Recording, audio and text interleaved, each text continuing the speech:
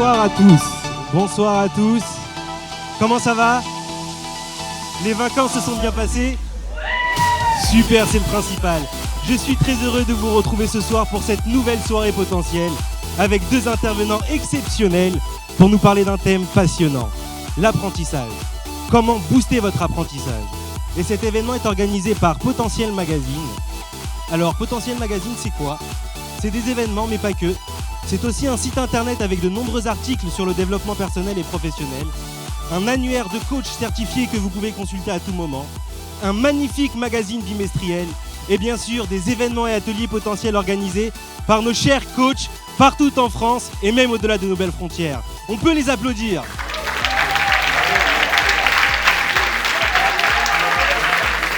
Et ce soir, nous avons le plaisir de vous offrir, à vous et à la personne de votre choix, une première séance de coaching gratuite dans votre région. Profitez-en, n'hésitez pas à contacter les coachs potentiels. Merci à tous de faire partie de ce merveilleux mouvement qui nous donne la chance de passer à un niveau supérieur dans notre vie. À présent, nous allons entrer dans le vif du sujet. Je vous demande d'accueillir sous un tonnerre d'applaudissements le champion du monde de mind mapping, le passionné, le talentueux Jérôme Haro, s'il vous plaît.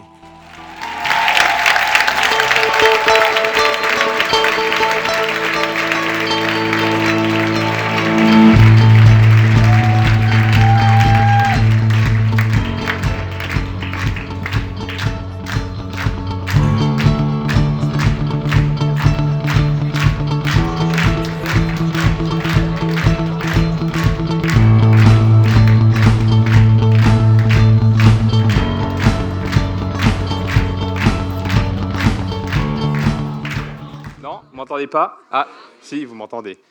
Bonsoir.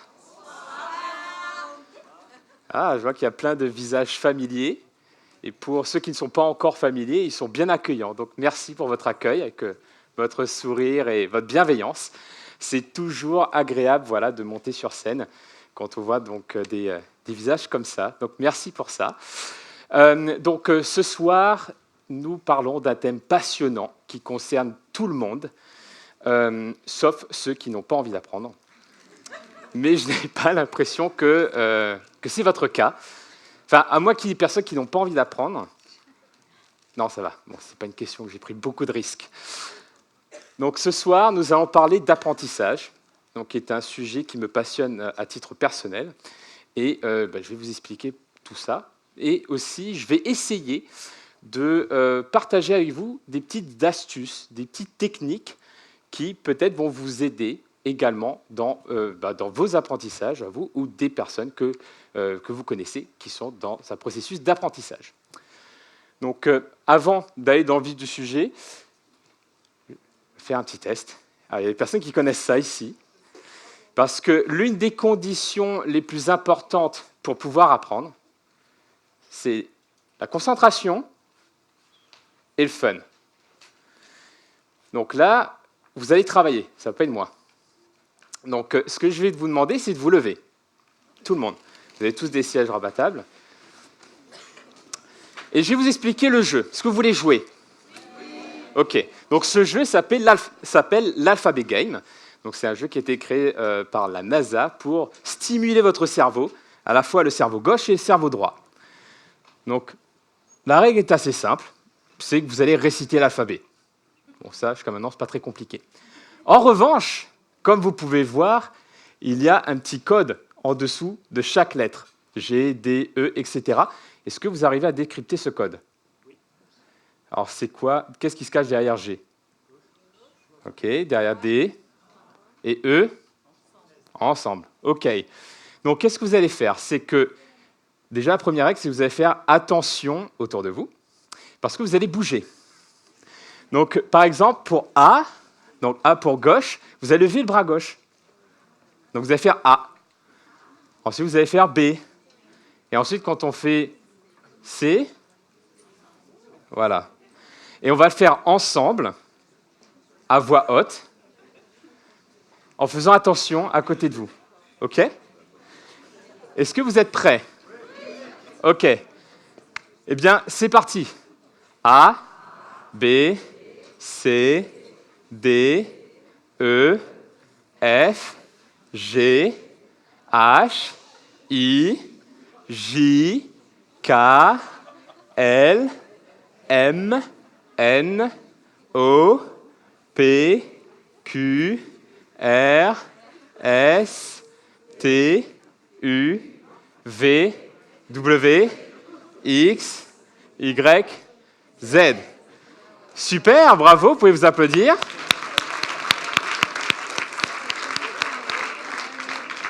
Vous venez de faire le niveau 1. Est-ce que vous voulez faire le niveau 2? Ok.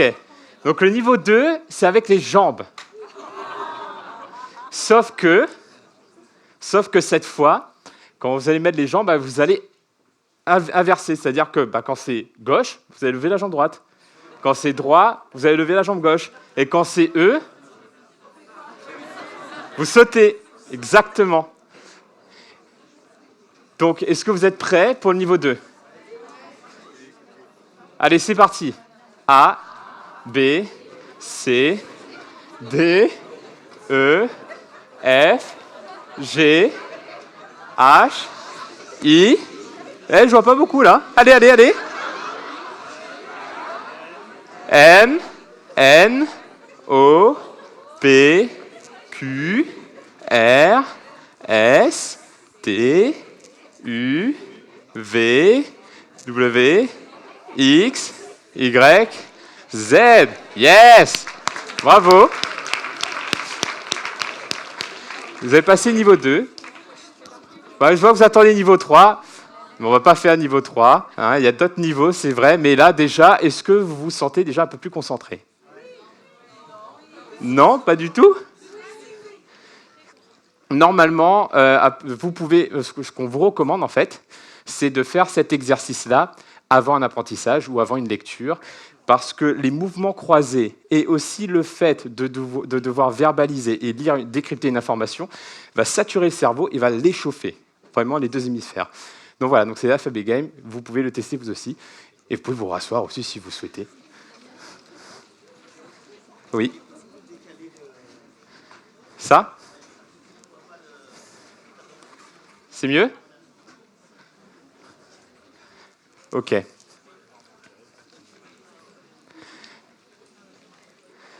Donc, je m'appelle Jérôme Waro, pour les personnes qui ne me connaissent pas. Je suis le cofondateur donc, de la société passiondapprendre.com. Comme vous pouvez le voir par le nom de ce site, je suis moi-même passionné par l'apprentissage.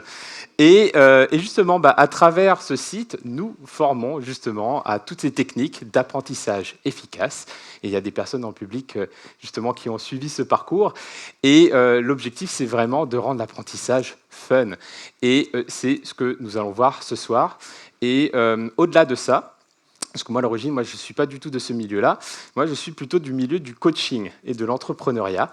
Et j'ai notamment coécrit 2 ouvrages chez Duno. Le dernier, c'est celui-là, c'est Soft Skills. Et ce sont toutes les compétences que vous utilisez tous les jours, sans forcément le savoir, mais qui vous aident dans tout ce que vous faites. Donc, si je vous dis, par exemple, la concentration, la créativité, la motivation, l'adaptabilité, toutes ces compétences sont des vraies compétences qui vous aident tous les jours. Et ce sont des compétences qu'on appelle les soft skills. Donc, je vais également en parler indirectement durant cette conférence. Et comme vous avez peut-être pu le voir si vous avez vu le programme, je participe également à des compétitions du cerveau, où il y a des sports du cerveau. Donc, voilà comment je faisais des arts martiaux et de l'athlétisme. Pour moi, la compétition, c'était uniquement des sports physiques. Pour moi, quand je voyais des gens faire du golf, ce n'était pas un sport, en fait. C'était un luxe, c'était un loisir, mais ce n'était pas du tout un sport qu'on faisait la compétition. Alors, quand j'ai entendu en plus qu'il y avait des sports cérébraux comme des sports de mémoire, je me suis dit, ce n'est pas un sport, c'est une performance intellectuelle pour des élites super intelligentes avec un QI super élevé. Et en fait, pas du tout. Parce que, oui, alors désolé de vous décevoir, mais je n'ai pas un QI très élevé. Je suis normal. Et justement, c'est ça qui est magique avec les techniques d'apprentissage et ces compétences-là, c'est qu'on peut les développer. Tout est compétence. Et c'est justement ce que l'on va voir ce soir. Mais avant ça, je vais continuer à me présenter un petit peu, parce que ça, c'est la personne que je suis aujourd'hui. Et aujourd'hui, je vis ici, ce que vous reconnaissez. voilà, à Londres. Et comme vous pouvez l'entendre, je ne suis pas originaire de Londres. Voilà, je suis originaire de là. Ah, il y a des personnes qui ont reconnu.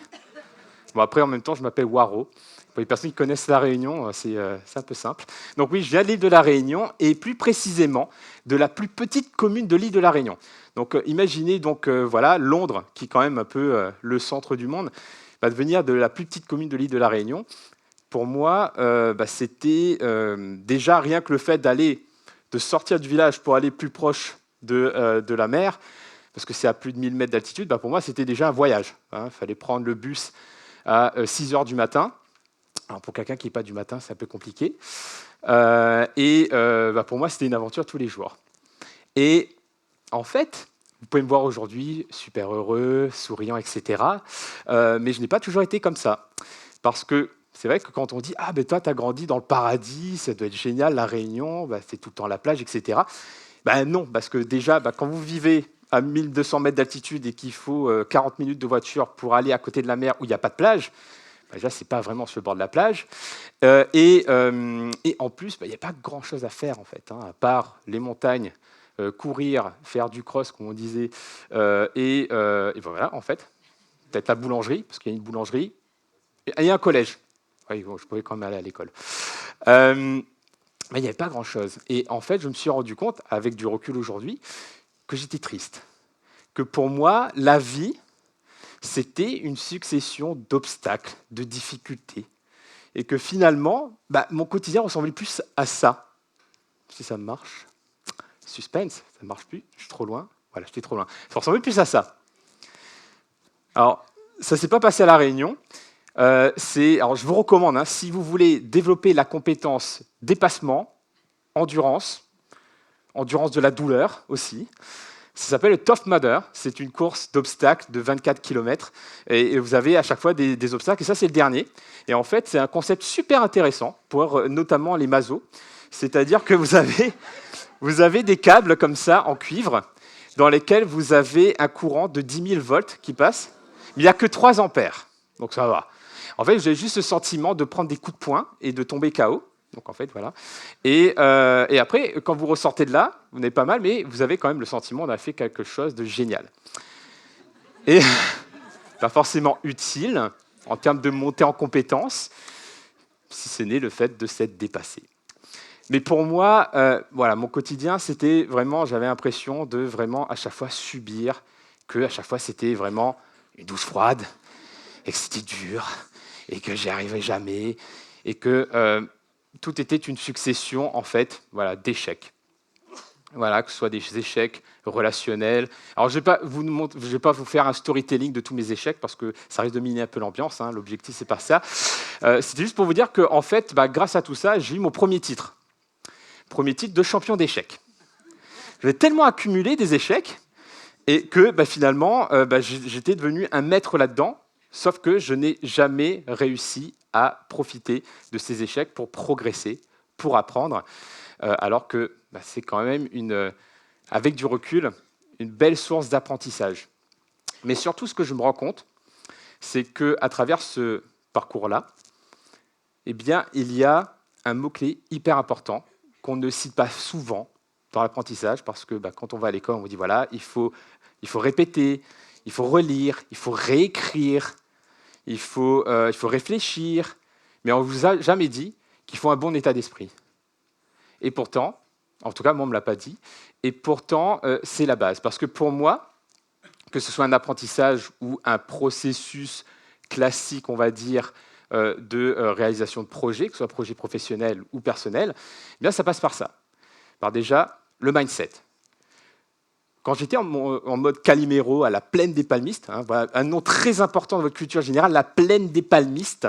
En plus, c'est un bon exercice de diction. Si vous avez des petits problèmes de dyslexie comme moi, c'est super intéressant d'habiter à la plaine des palmistes et d'être un palmi-plainois. Et justement, quand vous êtes dans cet état d'esprit, en fait, que tout va mal, que vous avez l'impression d'à chaque fois accumuler des échecs, que c'est toujours la faute des autres et que vous êtes une pauvre victime et que tout va mal, eh bien, quel est le comportement que vous allez adopter ? Vous allez adopter un comportement de fermeture. c'est comme si, par exemple, vous allez... Parce que je sais qu'il y a David qui fait du karaté aussi. Hein, d'ailleurs, il y a des belles photos sur Instagram en mode... Voilà, donc je vais prendre cet exemple. Le karaté, par exemple, ou un sport de combat. Est-ce qu'il y a des personnes qui ont déjà pratiqué des arts martiaux, des sports de combat ici? Donc ça va vous parler. Oh, il y en a plein, super. Quand vous arrivez sur le ring ou sur le tatami, vous arrivez comme ça. Imaginez, je vais prendre 2 scénarios. Vous avez le premier scénario, vous avez le mindset du Calimero, du palmier plénois qui est triste. Vous arrivez comme ça, paf, là. Et là, en face, vous avez le tueur. Si vous avez ce mindset-là, tout de suite, vous allez dire « Non, mais je vais me faire défoncer ».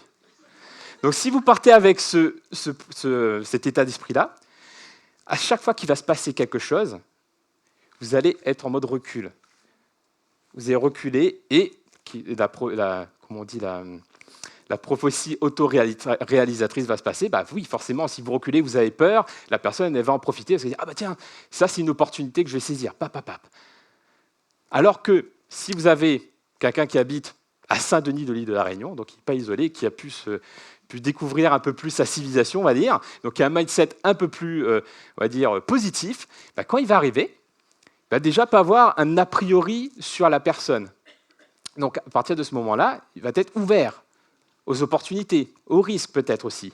Mais à partir de ce moment-là où il va voir des opportunités, il va peut-être pouvoir les saisir.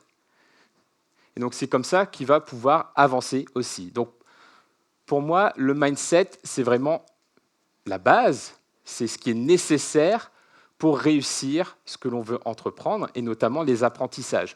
Parce que, si je reprends un autre exemple, qui va peut-être être plus parlant pour tout le monde, hein, qui a déjà dû apprendre une langue étrangère à l'école? Bon, voilà, déjà, c'est un exemple qui va peut-être parler à plus de monde. Ben, moi, par exemple, hein, quand j'apprenais une langue, eh bien, déjà, je n'osais pas prendre la parole.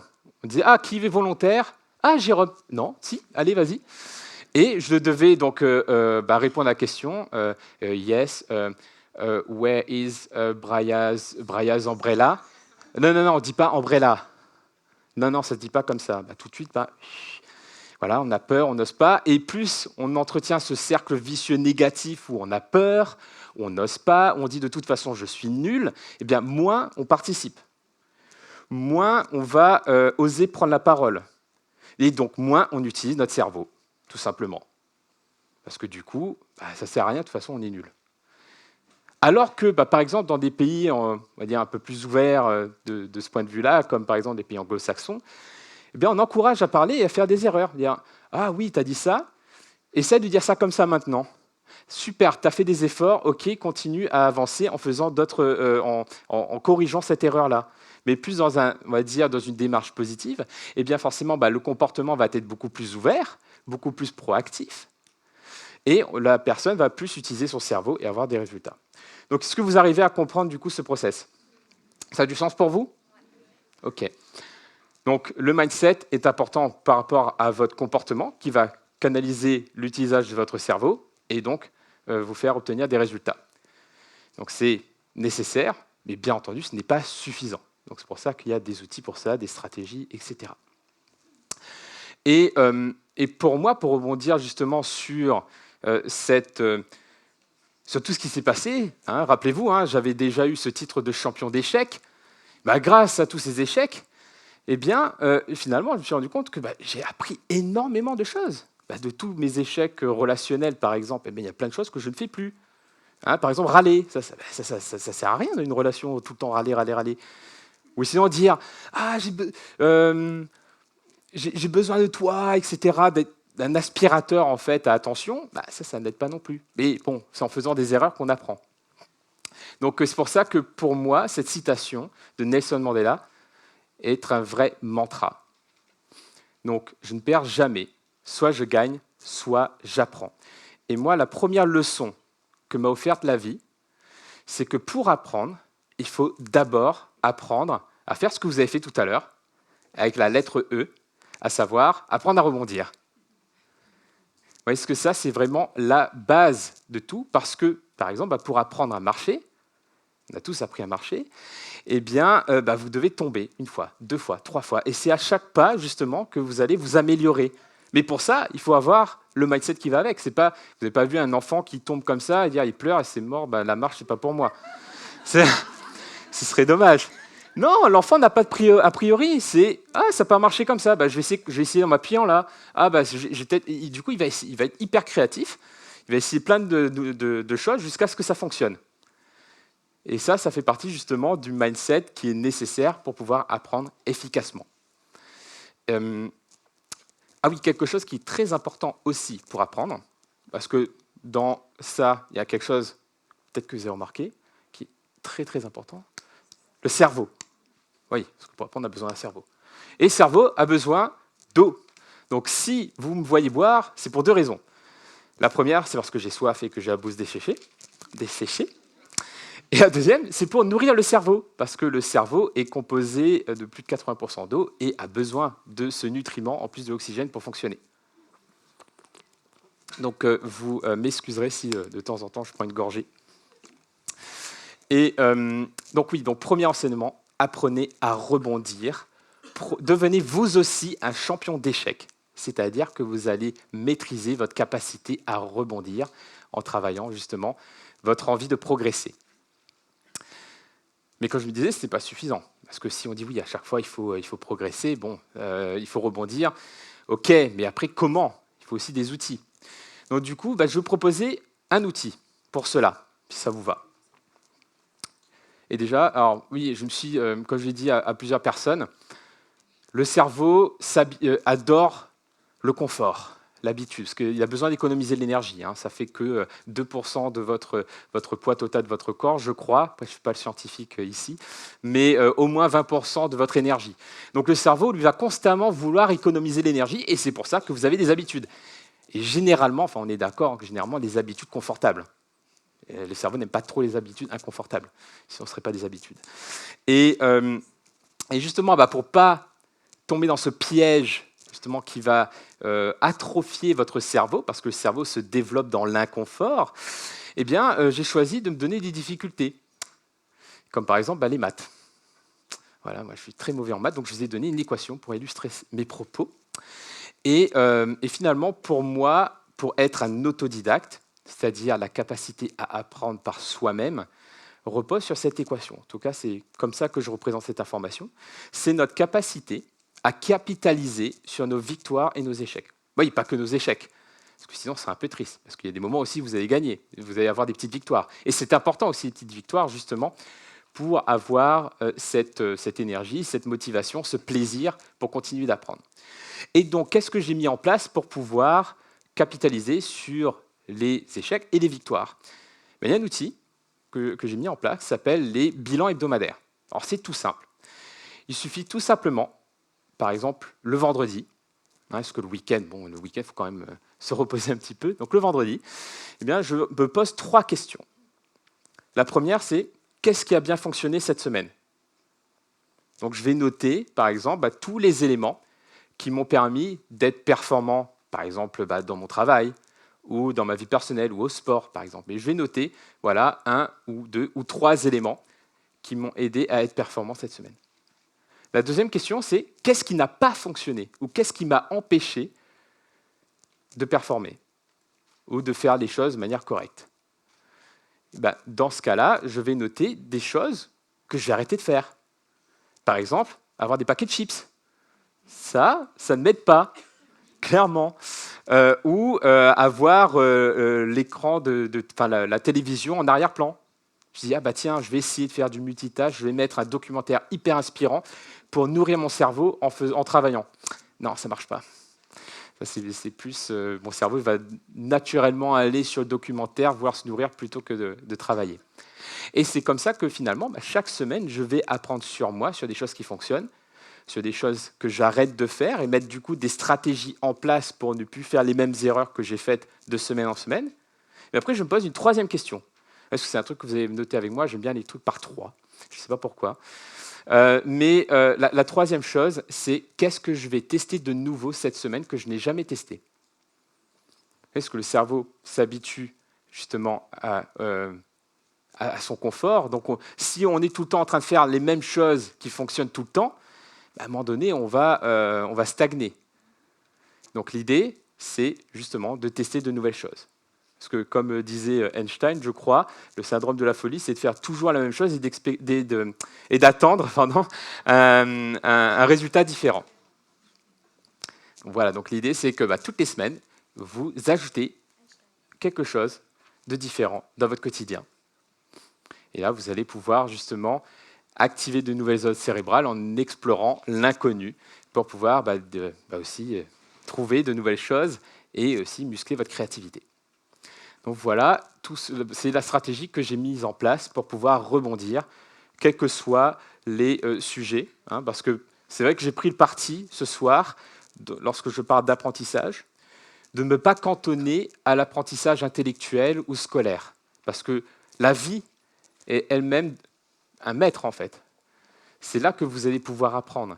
Et souvent, vous pouvez faire de la transposition de connaissances. Donc, toutes les choses que vous apprenez grâce au sport ou grâce à des loisirs, eh bien, vous allez vous rendre compte que vous pouvez transposer ça, par exemple, dans vos études, dans votre manière de travailler.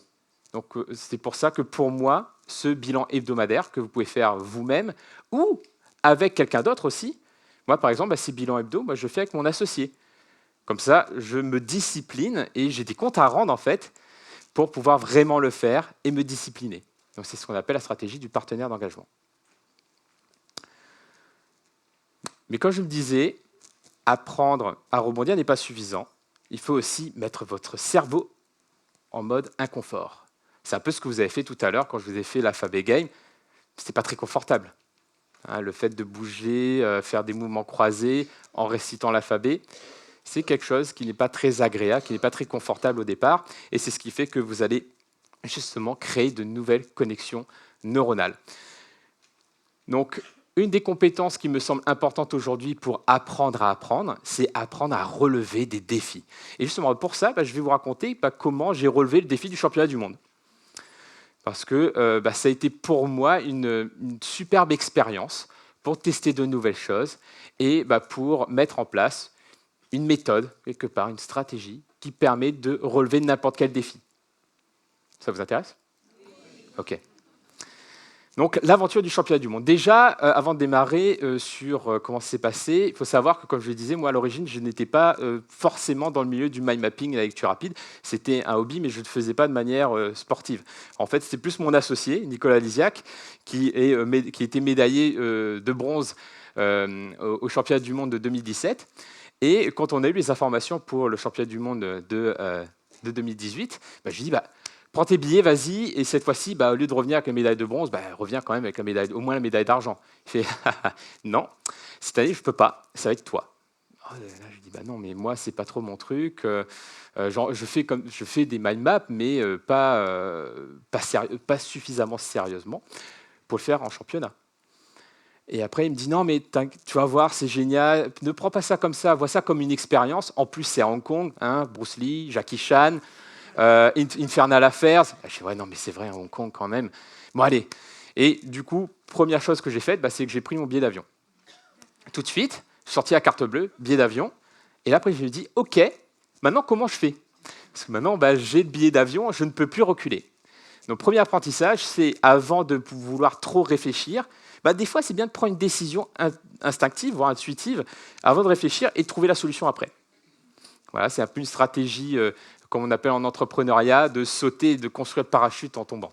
Bon, je recommande, c'est une image, on est d'accord, c'est une image, ne tentez pas. Mais là, c'était un peu ça, la stratégie. Et du coup, c'est comme ça que je me suis lancé dans cette aventure. Et la grande question que je me suis posée, la première chose, c'est comment font les champions pour devenir champions ? Question comme ça, je me suis posé, je me suis dit, mais parce que moi, j'ai jamais été champion, à part champion d'échecs.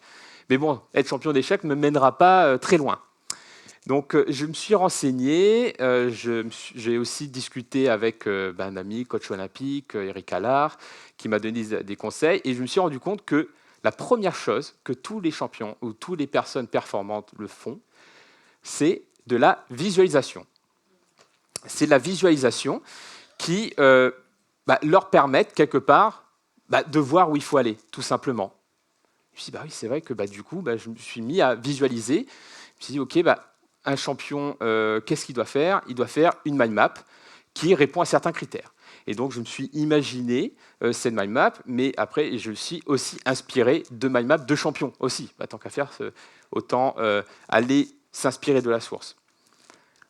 Mais en même temps, je me suis dit, ouais, c'est bien de visualiser la mind map parfaite et tout ça.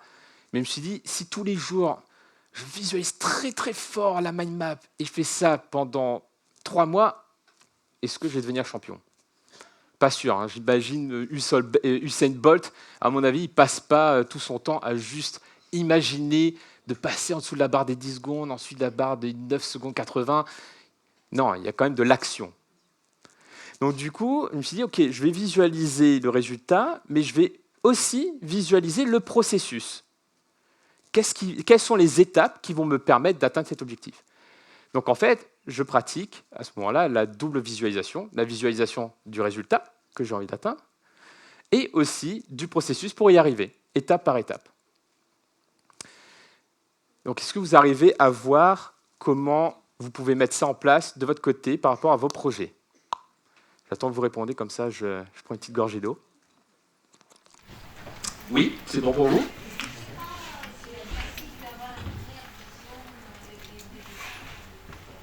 Pardon? Ah,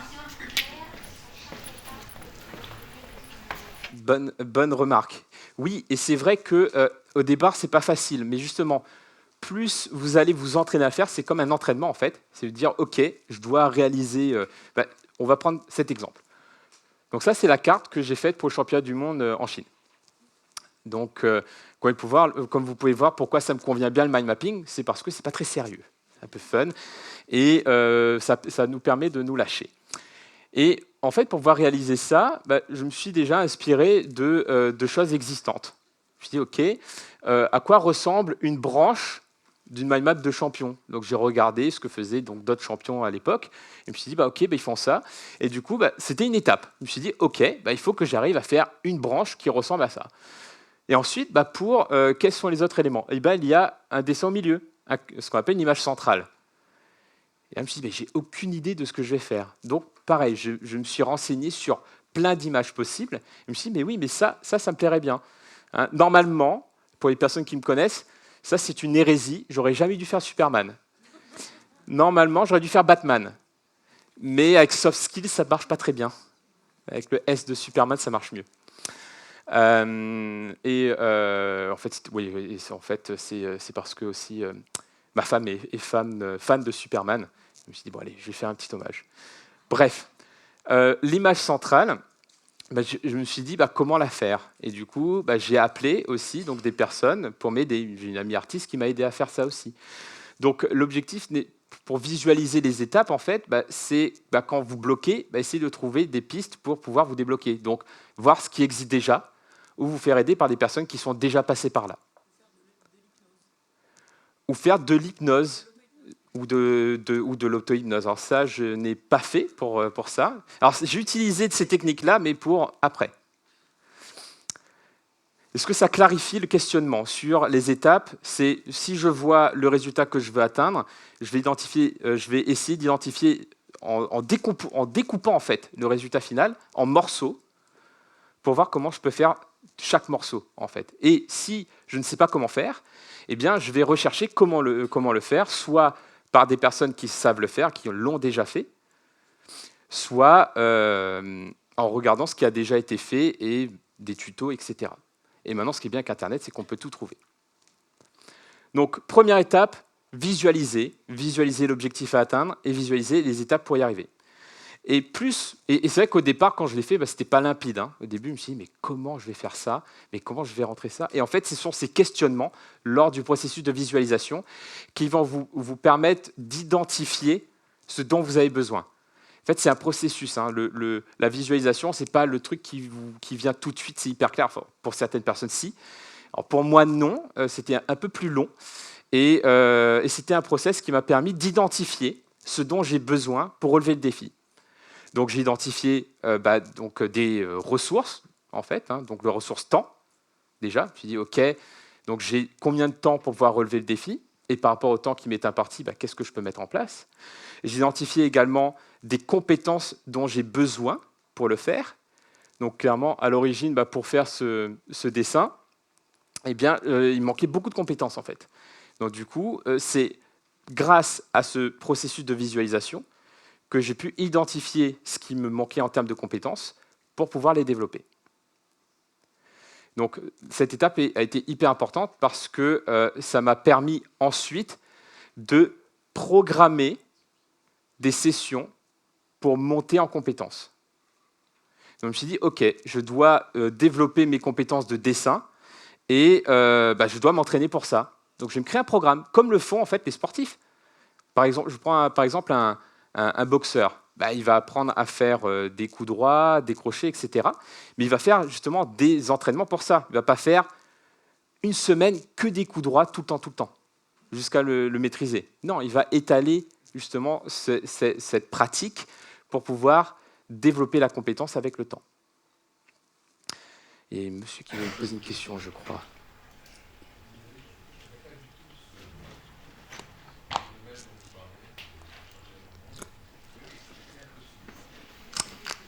Très bien. Oui, ce dessin, en fait, c'est ce qu'on appelle un mind map. Donc, c'est une carte mentale qui représente l'information de manière visuelle. C'est-à-dire que plutôt que de penser de manière linéaire, comme par exemple, moi, ce qu'on m'a dit de faire à l'école, c'est de prendre des notes. Quand on me dit de prendre des notes, je notais. Et du coup, je notais comme ça de manière linéaire. Sauf que pour le cerveau, notamment d'un enfant, mais aussi d'un grand enfant comme les adultes, eh bien, le cerveau a besoin de plus de vie, d'images, etc. Si je vous dis maison, vous n'allez pas écrire maison dans votre cerveau, vous allez voir une maison. Si je vous dis voiture, vous allez voir une voiture, vous allez entendre une voiture. Vous n'allez pas écrire voiture. Donc l'objectif, c'est de transformer une information purement, écrite, conceptuelle, de manière un peu plus visuelle, en reprenant des mécanismes qui facilitent l'assimilation de l'information par le cerveau. Donc cet outil a été créé par Tony Buzan, qui a créé cet outil il y a environ 40 ans, en s'inspirant justement de personnes créatives et qui étaient expertes dans le domaine d'apprentissage, comme Léonard de Vinci. Et le concept est assez simple, c'est que on va, plutôt que de noter de manière linéaire l'information, on va la faire de manière radiante. C'est-à-dire que j'ai l'information principale au centre, qui est soft skills, donc les fameuses compétences que je vous ai citées tout à l'heure. Et après, je me suis dit, OK, comment définir le concept de soft skills avec ce schéma. Donc je vais noter, par exemple, les 4 grandes idées. OK, c'est pour qui, c'est pourquoi, quelques exemples, quand est-ce qu'on les utilise et comment on les utilise. Donc là, j'ai mis 5 grands items pour définir les soft skills. Et après, je continue le cheminement de pensée par un effet d'arborescence. Donc c'est une pensée en arborescence qui est plus proche du fonctionnement d'un cerveau. Par exemple, si je vous dis voiture, vous allez penser à des marques, des couleurs, des catégories de voitures. Donc votre pensée, elle est déjà radiante, elle fonctionne par mots-clés et par images. Et le mind mapping consiste à reproduire ce schéma naturel, ce mécanisme naturel qu'a le cerveau. Est-ce que c'est clair pour tout le monde? Oui.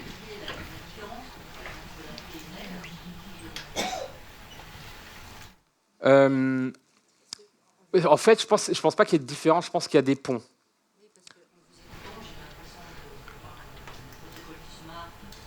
Ok.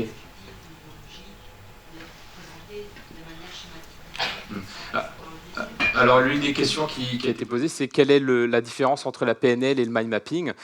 En fait, étant donné qu'on touche au cerveau, il y a plein de similitudes, plein de ponts. Par exemple, en PNL, vous apprenez par exemple le VACOG, visuel, auditif, kinesthésique, olfactif et gustatif. Eh bien, cette manière de représenter l'information vise justement à utiliser plusieurs sens et pas uniquement la partie, on va dire, conceptuelle du cerveau. Donc, il y a des ponts parce qu'on touche au cerveau. Donc après, personnellement, moi, je ne suis pas du tout expert en PNL. Donc, voilà, moi, les ponts que j'en fais. Mais finalement, je dirais que le cerveau est assez simple si on s'écoute, finalement. Si on est attentif à comment on fonctionne, à qu'est-ce qui marche pour nous et qu'on explore divers outils.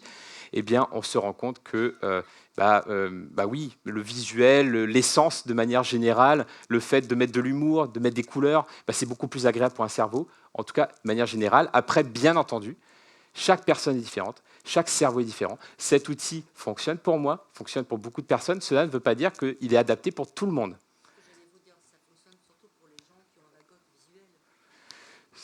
Alors déjà, je dirais, avant de savoir si ça fonctionne, enfin si vous êtes fait pour ça ou pas, je dirais testez. Testez plusieurs fois, et après vous voyez si ça vous plaît ou pas. Et après, je ne connais pas du tout s'il y a des pourcentages ou quoi, mais pour moi, c'est vraiment un outil fun. Bref, je vais continuer, si vous me permettez. De toute façon, après, je vais rester encore un peu pour répondre à vos questions, pour aller au bout de ma présentation. Donc, visualiser le résultat, les étapes. Le fait de visualiser les étapes pour y arriver, vous allez identifier des besoins en ressources pour pouvoir atteindre votre objectif, ce qui va vous permettre de programmer donc des sessions d'entraînement pour développer les compétences dont vous avez besoin. Là, notamment, ça marche très bien justement pour l'apprentissage. Si vous voulez, par exemple, apprendre une langue, vous regardez la télé, vous voyez à quoi ressemble, comment une personne parle. Vous dites, OK, si je veux me rapprocher de ça, je vais découper en morceaux parce que, oui, entre moi qui ne parle pas du tout la langue et quelqu'un qui est natif, bien entendu, il y a un énorme gap. Mais l'idée, c'est de dire, OK, qu'est-ce que je dois développer comme compétence pour y arriver? Donc, vous vous projetez. Et après, vous pouvez prendre un programme, créer un vrai programme d'entraînement pour ça, en vous disant, OK, j'ai besoin de travailler mon vocabulaire. Comment je peux travailler mon vocabulaire? Il y a des applications pour ça. Super. Je dois travailler aussi mon appétence à parler la langue. Donc, de quoi j'ai besoin pour ça? On est toujours dans l'identification. Je vais peut-être me rapprocher de personnes qui ont, elles aussi, envie d'apprendre cette langue. Ou des personnes qui, par exemple, si j'ai envie d'apprendre l'anglais, de parler à des Anglais qui ont envie d'apprendre le français. Du coup, ça va me motiver parce que dans mon processus d'identification, j'ai également identifié le fait que j'ai besoin aussi de motivation pour ça. Et quand vous programmez des sessions, ce qui est génial, et là je vais peut-être faire un pont avec un sujet qui vous parle, c'est que je vais aussi me programmer à ça.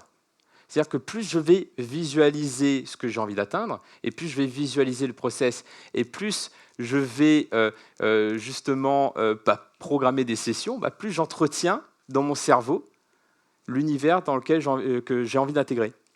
Donc par exemple, si je reviens sur le championnat du monde, plus je visualisais ce que je devais faire, plus ça me donnait envie de le faire en fait. Donc j'ai conditionné mon cerveau non seulement à vouloir le faire, mais en plus à voir que c'est accessible en fait. Parce que je crois que c'était Disney, alors je ne sais plus ce qu'il a dit exactement, qui disait si vous pouvez le rêver, vous pouvez le créer. C'est un peu ça en fait dans l'absolu, c'est que si vous arrivez à le découper en étapes et que vous voyez comment le faire, vous conditionnez votre cerveau à le faire. Et là, on touche au mindset, que je disais tout à l'heure. Donc après la programmation, donc vous avez votre programme, vous dites OK, cette semaine, je vais travailler cette compétence, la semaine prochaine, je vais travailler cette compétence-là, etc. Après, ça ne fonctionne que si vous passez à l'action. Parce que sinon, vous n'allez pas aller très loin. Donc la quatrième étape, c'est l'exécution. Donc par exemple, pour moi, je devais travailler pour m'entraîner au mind mapping, à dessiner, à faire ce qu'on appelle du lettrage, donc à écrire, mais à écrire joli, pas à écrire... moi, en plus, je suis gaucher contrarié, donc imaginez comment j'écris de manière de tous les jours, la vie de tous les jours. Donc, vous devez donc passer à l'action, et pour cela, j'ai identifié tout ce que je devais mettre en place, et après passer à l'action. Mais le problème, c'est qu'avec des journées bien remplies, il y a un mot qui vient, qui rime avec action, c'est procrastination. Et, et des fois, la procrastination est un peu plus forte que l'action. Rappelez-vous, le cerveau, il a tendance quand même à économiser l'énergie. Donc, s'il y a le choix entre procrastination et action, généralement, le choix va plus aller vers la procrastination. Donc, que faire? Qu'est-ce que j'ai mis en place pour pouvoir m'assurer de passer à l'action? J'ai court-circuité la réflexion. C'est-à-dire, quand je me levais, je partais directement dans un café pour m'entraîner. C'est-à-dire, avant même de réfléchir, est-ce qu'il pleut, est-ce qu'il fait froid, est-ce que j'ai faim, est-ce que j'ai envie, est-ce que j'ai pas envie, est-ce que j'ai des mails, est-ce que je dois aller faire les courses, etc. Quand vous commencez à mettre le cerveau en marche, il va trouver plein d'excuses pour ne pas le faire. Donc avant que le cerveau se mette en marche, tout de suite, je sors de mon environnement, je vais dans un café, je commande un café, je suis devant ma table avec ma feuille et mes stylos, et là, je me retrouve comme ça, et je n'ai plus le choix. Je n'ai plus le choix, je dois boire mon café et dessiner et m'entraîner. Donc, une des stratégies d'exécution que j'ai mis en place, c'est justement, je pourrais dire un petit coup de pied aux fesses, qui consiste à passer à l'action avant que la réflexion s'amorce. Surtout si votre cerveau est devenu un champion en procrastination, en trouvaille d'excuses pour ne pas passer à l'action. Mais donc, j'exagère un petit peu, mais clairement, moi, ça m'a aidé, donc, par exemple, de me réveiller et tout de suite d'aller m'entraîner. Donc, l'exécution, c'est ce qui permet ensuite d'avoir des résultats. Donc après, ce que j'ai fait, c'est que je me suis mis en mode autodidacte. C'est-à-dire que à chaque fois que j'avais des résultats, j'allais demander des conseils à mon ami Nicolas qui me donnait des feedbacks, à mon amie Clémentine qui m'a coaché sur le côté artistique. Et qu'à chaque fois, j'allais questionner mes avancées pour pouvoir progresser. Et donc là, d'entrer dans cette fameuse dynamique d'autodidaxie. Et là, vous venez de découvrir la méthode Viper. Exactement. Voilà, comme ça, on parle de PNL, je fais un ancrage. La méthode Viper, c'est le fait donc de visualiser, de se programmer, et ensuite donc de passer à l'action et de mesurer les résultats. Et c'est un cercle en fait, c'est vraiment un processus. C'est-à-dire qu'à chaque fois que vous allez avoir des résultats, vous allez peut-être actualiser vos objectifs, donc votre visualisation. Et donc, c'est comme ça que vous allez rentrer dans un processus d'apprentissage continu. En tout cas, voici la méthode que j'ai utilisée de mon côté pour pouvoir atteindre le titre de champion du monde. C'est-à-dire, voilà, donc visualiser l'objectif à atteindre, les étapes pour y arriver et ce qui m'a permis d'identifier les ressources dont j'avais besoin, créer un vrai programme d'entraînement donc, pour me discipliner et ensuite de trouver des stratégies pour passer à l'action et de trouver des parades aux obstacles que votre cerveau pourra trouver pour vous, en fait, et d'éviter, en fait, de couper toutes les tentations, en fait. C'est ça pour la partie exécution. La clé, c'est vraiment d'enlever le plus possible des tentations, des distractions qui vont vous empêcher de passer à l'action. Et ensuite, de questionner vos résultats, que ce soit donc des résultats positifs, des petites victoires, mais aussi des résultats peut-être moins positifs, qu'on pourrait appeler des échecs, mais je dirais plutôt des opportunités d'apprentissage, des opportunités de rebond pour pouvoir progresser et évoluer. Donc tout cela permet clairement de se mettre dans une stratégie d'apprentissage par rapport à des défis qui vous permettent de sortir de votre zone de confort. Mais après, ça fonctionne si vous entraînez votre cerveau. Parce que s'il y a bien quelque chose que j'ai appris dans ce processus, c'est que le cerveau, c'est un muscle. Est-ce qu'il y a des personnes qui font du sport ici ? Pas plus.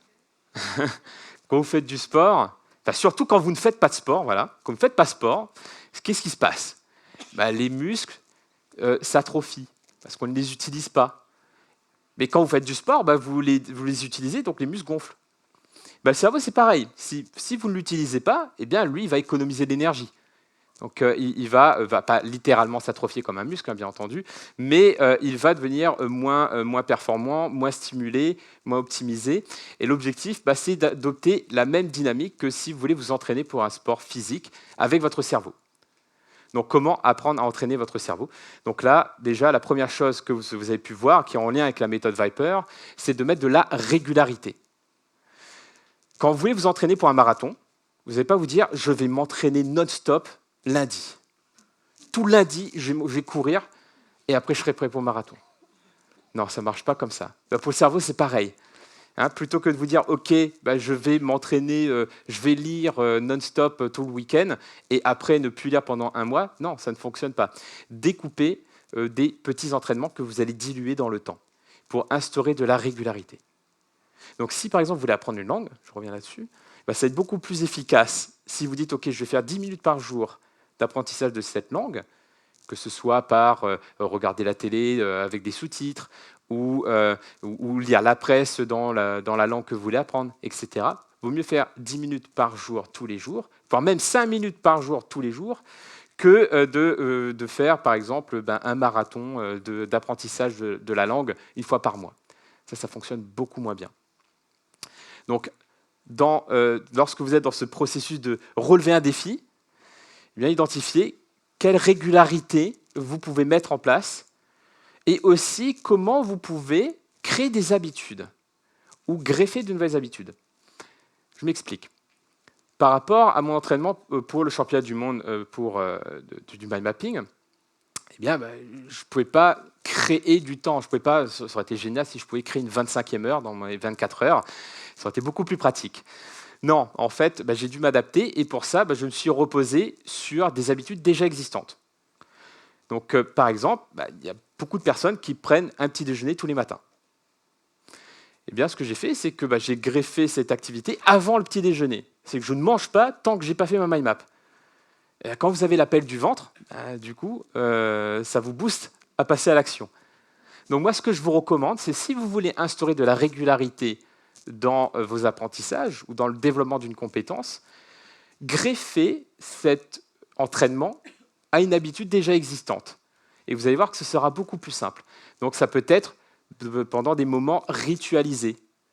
Les petits déjeuners, les dîners, ou les goûters peut-être.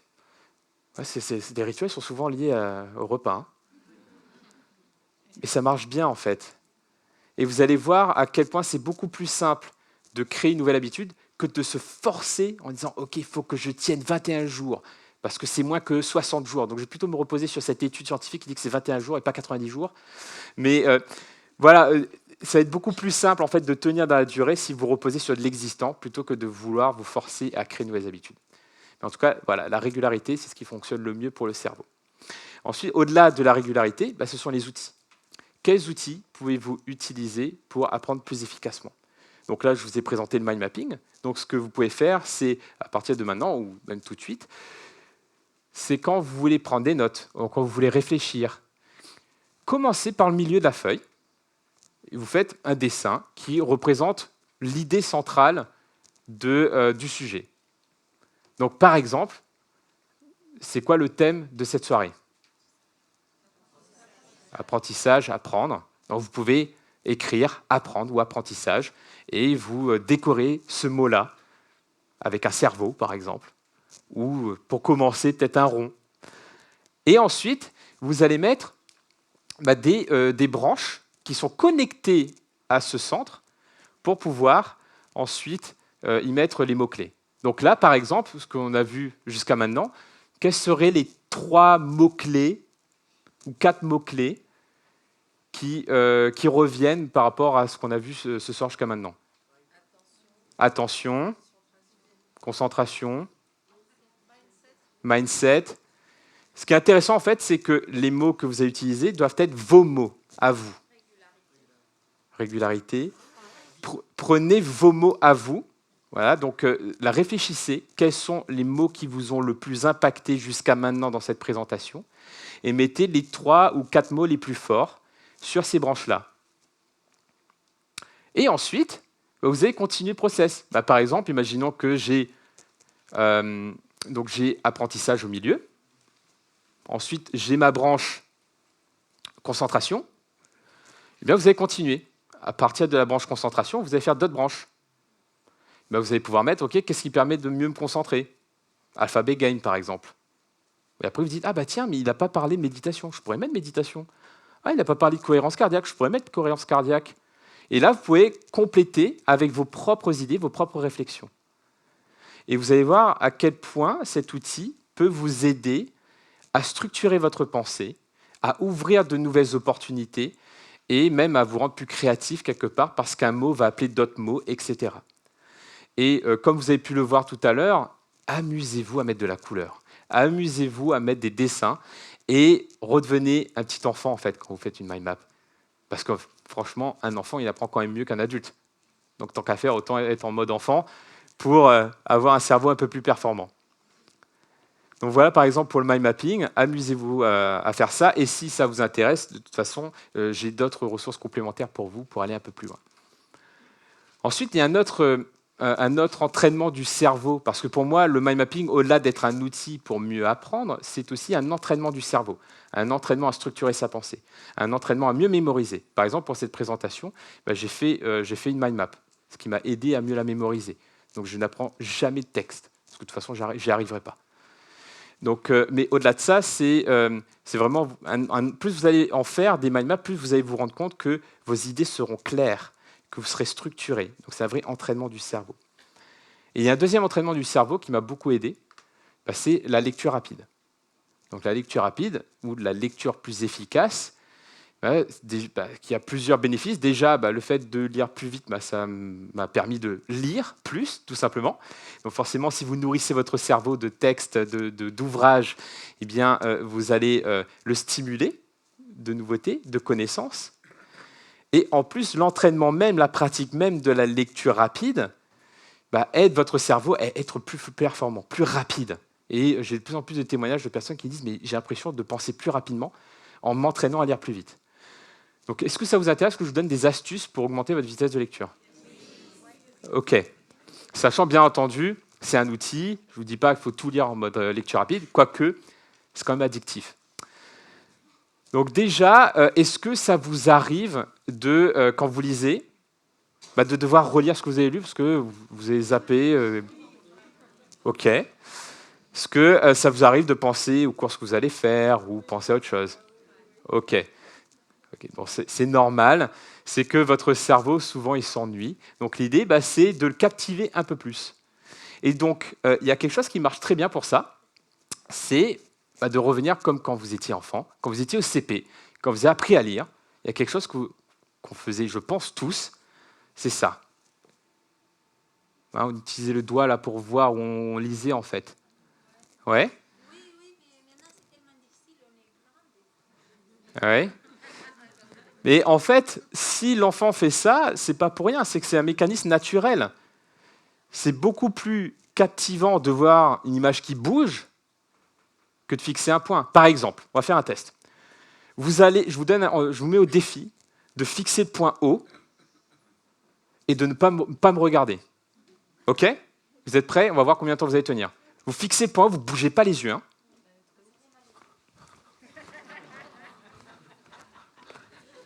Qui a réussi? Oh, waouh! Il y a des experts de la concentration.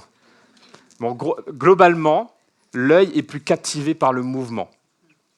Donc, ce que je vous recommande de faire, c'est de reprendre soit votre doigt, soit votre stylo, et de passer sur le texte que vous voulez lire. Déjà, rien que ça, vous allez remettre de l'attention et du mouvement. On parlait de Van Gogh tout à l'heure, vous allez mettre du kinesthésique en plus du visuel dans l'exercice de lecture. Et après, vous transformez ça en jeu. Comment? Vous allez accélérer. C'est un truc qu'on nous a empêché de faire, ça. Non, lis plus lentement pour mieux retenir et pour mieux comprendre. Ça ne marche pas toujours, parce que plus je lis lentement, plus j'ai envie de penser à autre chose. Donc, ce que vous pouvez faire, c'est que vous pouvez, alors un truc qui marche très bien, c'est que vous pouvez vous donner un temps défini pour lire, en disant « je parie que je peux lire ça en 2 minutes ». Et là, le cerveau, il fait « challenge accepted ». Et là, du coup, quand le cerveau il est comme ça, là, il est plus captivé. Donc, lancez-vous des défis. En combien de temps vous pouvez lire ce morceau-là? Et là, vous mettez votre guide, ce qu'on appelle le guide visuel, donc ça peut être un stylo ou un doigt, et vous voyez à quel point vous pouvez accélérer. Et vous allez être surpris. Et après, plus vous allez faire ça, plus le cerveau en redemandera, et vous allez voir que ça va vous aider à accélérer votre vitesse. Bien entendu, ce n'est qu'une astuce, il y en a plein d'autres, mais déjà rien que ça va vous aider. Et si vous commencez en plus avec l'Alphabet Game, là, vous avez ce qu'on appelle l'échauffement avant la pratique, et c'est ce qui fonctionne le mieux. Donc voilà le deuxième outil que je vous propose. Donc le premier est donc le mind mapping, et la deuxième, la lecture rapide. Oui. Juste une question, le fait de procéder comme ça avec les doigts et aller de plus en plus rapidement, Oui. est-ce que ça n'altère pas la compréhension? Bonne question. Eh bien, ça dépend à la vitesse à laquelle vous allez. C'est sûr qu'à un moment donné, par rapport au cerveau qui n'est pas habitué à cette vitesse-là, forcément, le taux de compréhension va baisser. Donc après, c'est pour ça qu'il y a tout un processus d'entraînement pour pouvoir entraîner le cerveau à aller plus vite. C'est comme si vous voulez, c'est comme la course à pied. Voilà, je fais l'athlétisme et pour moi, c'est pareil. C'est au départ, pour s'entraîner, au début c'est dur et on veut accélérer, mais on est un peu limité. Et plus ça va, plus on peut aller vite, on peut aller plus longtemps et plus loin. Pour la lecture rapide, c'est pareil. Après, il y a des entraînements, comme pour l'athlétisme, on ne fait pas que courir en fait pour s'entraîner.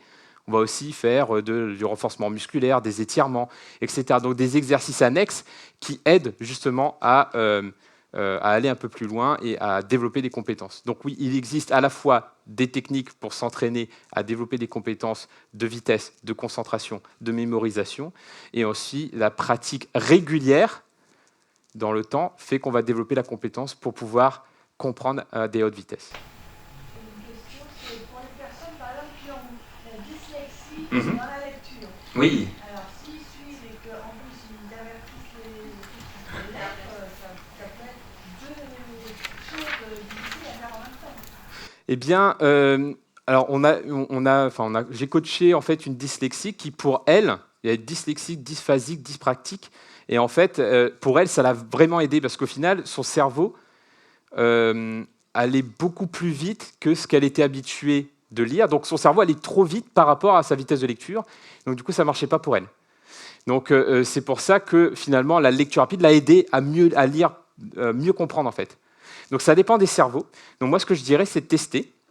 Et de notre côté, nous avons des résultats très bénéfiques par rapport à ça, pas seulement sur le fait de lire plus vite, mais aussi donc, tous les entraînements annexes que l'on retrouve. Mais justement, je vais revenir là-dessus, je fais un peu un spoiling, mais si vous allez sur passiondapprendre.com, vous pouvez vous inscrire gratuitement à une mini-formation à lecture rapide où on partage justement ces techniques-là sur passiondapprendre.com, en un seul mot, passiondapprendre.com. Ouais. Donc voilà deux outils que j'aimerais vous partager. Oui, alors le truc c'est que je n'ai pas de chrono, mais comme je suis très très bavard, moi je peux prendre la place de David. Oui.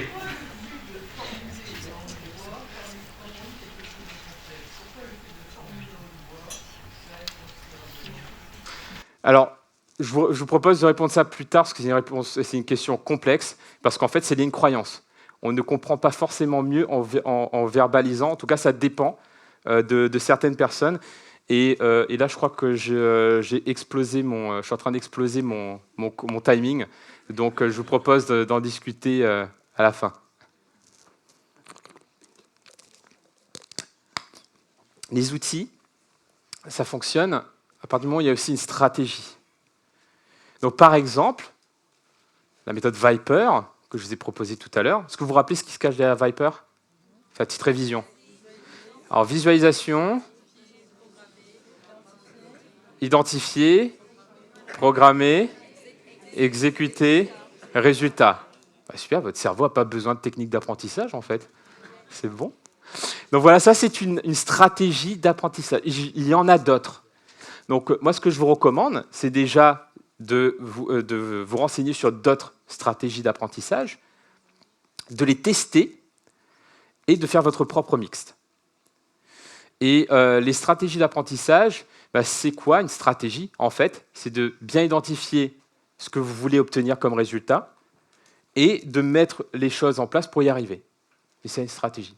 Et après, dans la stratégie, vous mettez des tactiques. Donc là, on part sur l'art de la guerre, mais c'est un peu ça, en fait.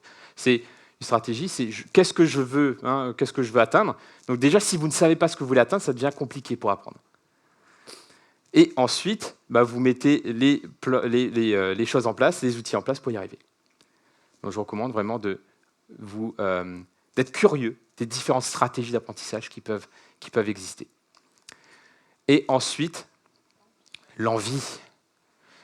Imaginons que pour le championnat du monde, tous les matins, je me réveillais avec la boule au ventre. Je me dis, ah non, il faut encore que j'aille au café, que j'aille dessiner, que je mette des couleurs et que je m'amuse à mettre tout ça sur papier. C'est horrible.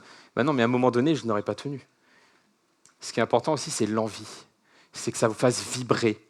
Et on le voit avec les enfants. Moi, par exemple, je détestais les maths parce que je détestais le prof. C'était même pas le problème, c'était même pas les maths, c'était le prof. Mais le fait que j'avais ce problème et que pour moi, c'était une tare, c'était un obstacle, c'était sous les fils. C'était à chaque fois je passais, comme quand j'entrais dans le cours de maths, j'avais l'impression d'entrer là dans les courants électriques là. C'était horrible. Ce n'est pas donc des bonnes conditions d'apprentissage. Mais ce qui est génial, c'est qu'il existe des techniques pour justement stimuler l'envie, stimuler la motivation pour pouvoir... Changer le prof. ou transmettre les outils au prof.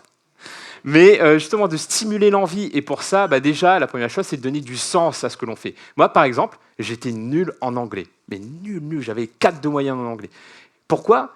Parce que je trouvais ça inutile. Je dis, mais à la plaine des palmistes, qu'est-ce que je vais faire de l'anglais ? Je ne vais pas aller bien loin. Mais après, quand j'arrive à Londres et que je vis à Londres, ça a plus de sens d'apprendre l'anglais. Donc là, la motivation, elle change. Donc si vous arrivez à donner du sens à un objectif pédagogique, forcément, l'envie, elle monte. Mais après, ce n'est pas tout. Parce que des fois, même si on comprend le sens, l'objectif, ce qu'il y a derrière de plus grand, des fois, ce n'est pas forcément suffisant. Donc, il existe aussi des outils hyper puissants et hyper fun qui s'appellent la gamification, ou ludifier en français, rendre les choses plus ludiques et d'utiliser finalement des mécanismes de jeu ou de jeux vidéo.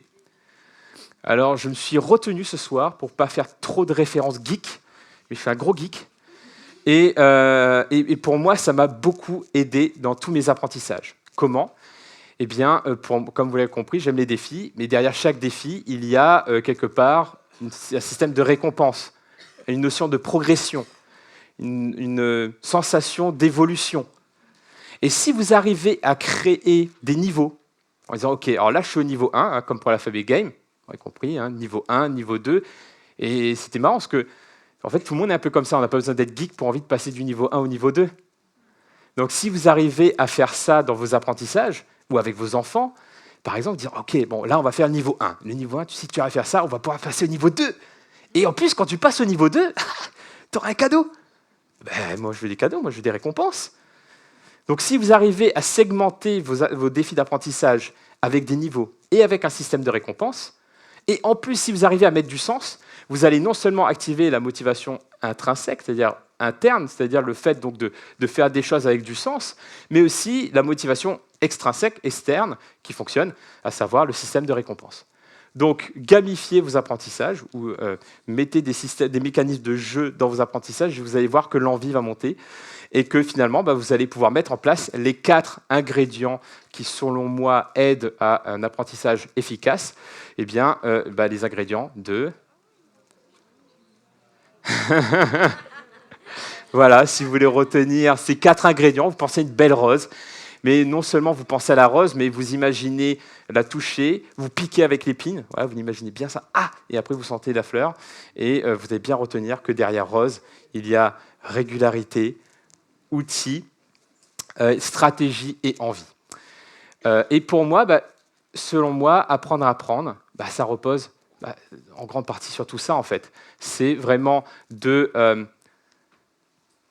pouvoir se mettre dans une stratégie d'autodidaxie, avec le fameux mindset que j'ai présenté tout à l'heure, et de vous dire, je rebondis, vous savez rebondir, vous l'avez fait tout à l'heure. Ensuite, de vous dire, OK, c'est bien de rebondir, mais c'est bien aussi d'être proactif et pas toujours réagir aux situations, et de se donner soi-même des défis. Et pour ça, vous avez la méthode Piper, merci pour cela. Et que dans tous les apprentissages que vous allez avoir, vous pourrez avoir la rose pour avoir les 4 ingrédients. Et si vous voulez aller un peu plus loin, justement, sur si vous avez des questionnements sur le mind mapping et la lecture rapide, vous pouvez aller sur passiondapprendre.com. Et sur passiondapprendre.com, vous pouvez vous inscrire gratuitement à une mini-formation où on partage justement des techniques pour éviter de perdre du temps, déjà, pour lire plus vite. On va déjà essayer de ne pas gaspiller du temps de lecture, de revenir justement sur... Ouais, OK. Si, totalement.